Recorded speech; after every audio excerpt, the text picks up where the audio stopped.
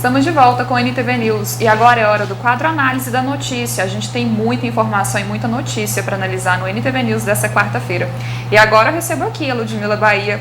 Ludmila, de volta lá, como vai agora? Oi, Jéssica, boa noite para você de novo, para todos que acompanham o NTV News. Agora aqui na bancada, porque ontem foi difícil da gente conversar. Conexão, hein? Contar sempre com a internet nem sempre dá certo. Por isso eu vim aqui para a bancada do News para a gente conversar um pouco, analisar algumas notícias, alguns fatos desta quarta-feira. Vamos começar falando sobre a pandemia aqui em Patos de Minas. A gente começa com os dados referentes às últimas 24 horas na cidade. Aquela tela que a gente sempre mostra aqui no NTV News. Ludmila, infelizmente, a gente registrou nesse período de 24 horas mais 2 óbitos. Então, agora a gente soma 93 óbitos aqui em Patos.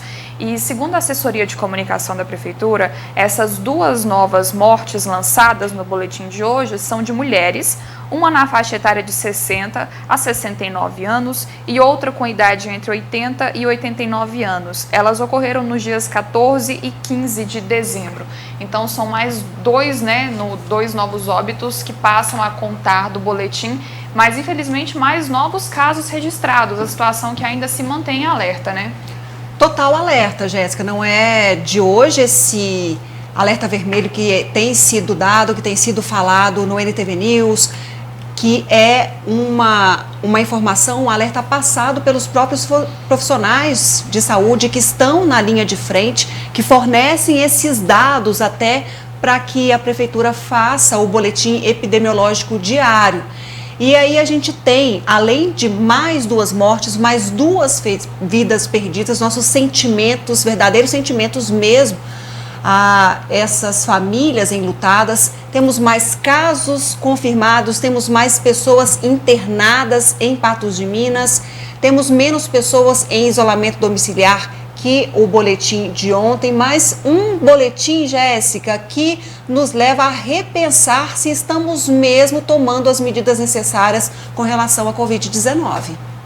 Vamos mostrar agora a segunda tela, que é em relação à ocupação hospitalar. Ontem a gente falou um alerta aí geral nos números relacionados à UTI, principalmente nos leitos públicos, né? Hoje a gente tem um número um pouquinho menor, mas a situação ainda se mantém preocupante, até porque são muitas pessoas internadas. Com relação a internações, a gente tem praticamente um número inalterado com relação ao boletim de ontem. Só temos aí mais vagas disponibilizadas em hospitais, temos aí a ala Covid sendo reaberta no Hospital Regional Antônio Dias, com isso alívio com relação ao percentual de ocupação, mas a gente percebe assim, uma flutuação muito grande. Então, ao mesmo tempo que a gente comemora, a gente fica com receio também, porque hoje os números estão melhores do que os de ontem, mas a gente não sabe como será amanhã. Então, é aquele apelo, é aquela ênfase pelos cuidados diários, que é a melhor maneira da gente manter esses números sob controle. Bom, e hoje a gente aguarda, né, com ansiedade a relação sobre a onda, a microrregião em que Patos de Minas está inserida. Será que ela se mantém na onda verde do Plano Minas Consciente, ou então será que ela vai regredir para a onda amarela ou até para a onda vermelha do plano? A gente mostra agora, coloca na tela, o mapa de Minas Gerais, que mostra, né, as regiões que estão situadas e qual é o estado de cada uma delas. Ludmila, a gente tem então a região do Vale do Aço e do Sudeste que regrediram para a onda vermelha do plano. O mapa agora está todo colorido. A gente teve um tempo aqui que o mapa estava bem de vermelho no início da pandemia, depois ele foi ficando mais amarelo, mais verde, ele volta a ficar colorido de novo. Pois é, Jéssica, muitas regiões de Minas Gerais passarão o Natal na onda vermelha, viu? Nós temos aí 7 das 14 macros de saúde do estado na onda vermelha do Plano Minas Consciente. Essa é uma medida tomada pelo Comitê Extraordinário da Covid-19 que vale do próximo sábado até o outro. Então, do dia 19 até o dia 26, temos essas macros aí na onda vermelha. A Noroeste, que é aqui Patos de Minas, cidades da região fazem parte, continua na onda amarela.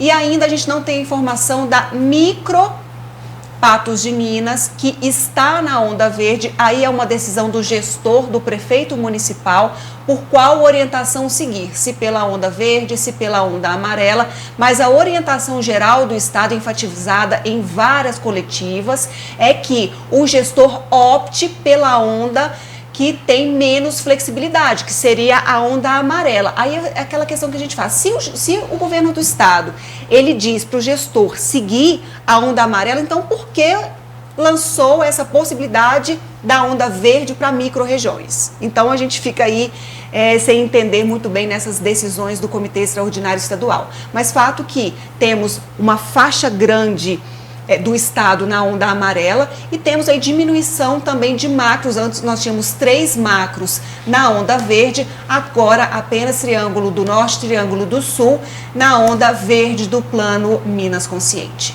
E vale lembrar que na semana passada, Patos de Minas ficou na onda verde no limite, né?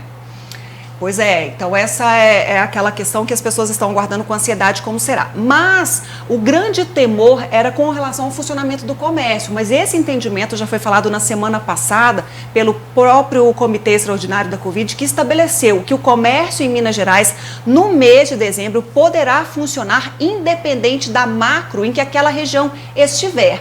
Mas quando estiver num momento em que tenha mais atenção, no caso da onda vermelha, por exemplo, o gestor ou prefeito municipal tem que estabelecer medidas mais rigorosas para acompanhar a transmissão da Covid no município. Ou seja, ter maior fiscalização, ter mais flexibilidade com relação ao horário de funcionamento do comércio, mas que já é uma prática estabelecida no país, onde a gente tem o comércio funcionando em horário especial, então não tem grandes medidas, mas a questão da fiscalização, de ter menos pessoas dentro, ocupando o mesmo ambiente, manter o distanciamento, são necessidades previstas nesse protocolo para que o comércio funcione também na onda vermelha do Plano Minas Consciente, que vai durar aí até o final de dezembro, pelo menos. Bom, e agora a gente fala sobre a vacinação, né? O Plano Nacional de Operacionalização da Vacina contra a Covid-19 foi lançado hoje em uma cerimônia no Palácio do Planalto, em Brasília. A gente mostra agora. As fases desenhadas pela equipe técnica priorizam grupos divididos conforme a análise de dados internacionais e nacionais. É um plano, eu vou colocar como um plano que vai ser um plano guarda-chuva. É um plano que vai pegar toda a execução, desde a definição de grupos, como foi apresentado, a execução, a logística nos estados, a execução nos municípios. São 4 fases. São 4 fases. O planejamento inicial, que é o plano, que conclui-se hoje com a apresentação dele. A partir daí, junto com o Ministério da Defesa, e aí paro para fazer uma ressalva ao Ministro da Defesa e a todo o Ministério da Defesa que tem nos apoiado em tudo desde o início dos trabalhos com o Ministério da Saúde, nos cedendo pessoal e nos cedendo a expertise de contratação, da prospecção de equipamentos e agora na execução agora no planejamento no nível dos estados. Os estados serão responsáveis pela logística de distribuição dentro do estado, até os municípios. O governo federal distribui até o estado vai fazer a distribuição até os municípios, no seu planejamento, isso já com o Ministério da Defesa junto, fazendo, obviamente, o desencadeamento da logística, da segurança, acompanhamento, inteligência de todo esse trabalho. A partir daí, os municípios executam efetivamente a vacinação no plano de execução. Essas são as fases até a execução no nível municipal. E claro, em última fase, o monitoramento de todo o pessoal vacinado para que a gente possa atender em qualquer necessidade. Isso é o planejamento. Segundo o ministro, a campanha de vacinação poderá começar em fevereiro de 2021, caso os laboratórios farmacêuticos cujas vacinas estão em fase adiantada de produção cumpram todas as etapas burocráticas até o fim deste ano. Se os laboratórios pedirem autorização para o uso emergencial, será possível atender a um grupo reduzido de maneira mais rápida. sobre a ansiedade que o Brasil e o mundo vive para se imunizar contra a Covid-19, o ministro aposta na capacidade histórica do país em programas de imunização. Nós somos os maiores fabricantes de vacina da América Latina. Para que essa ansiedade, essa angústia? Nós somos a referência na América Latina. A logística já é uma normalidade nossa. Não vou repetir mais. Não se preocupem com a logística. A logística é simples. Apesar do nosso país ser desse tamanho, nós temos estrutura. Nós temos companhias aéreas, nós temos Força Aérea Brasileira. Nós temos toda a estrutura já planejada. E pronta. Onde é que está o quê da questão? No cronograma de distribuição e imunização, que é um anexo do plano. Então, eu não vejo, e coloco aqui um pouco da minha história, eu não vejo nada de errado no que está acontecendo. Se tivesse visto, já teria corrigido. Acho que nós estamos no caminho certo, no momento certo, e juntos não podemos abrir mão de estar tratando como país.